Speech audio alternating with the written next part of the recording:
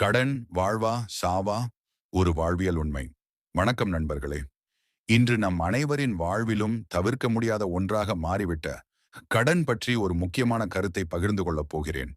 கோடீஸ்வரனாக இருந்தாலும் சரி, தெருவோர பிச்சைக்காரனாக இருந்தாலும் சரி, கடன் வாங்காத மனிதர்களே இந்த உலகில் கிடையாது. வாழ்க்கை சக்கரம் சுழலும் போது எப்போதாவது ஒருமுறை ஆபத்து நேரலாம், அல்லது திடீர் தேவை ஏற்படலாம்.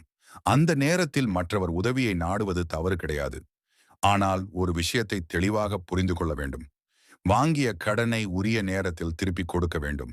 அதுதான் ஒரு மனிதனின் கௌரவத்தையும் நம்பிக்கையையும் காப்பாற்றும்.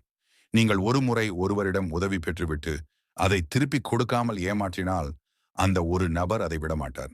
100 இடங்களுக்கு சென்று உங்களை பற்றி தவறாக பேசுவார்.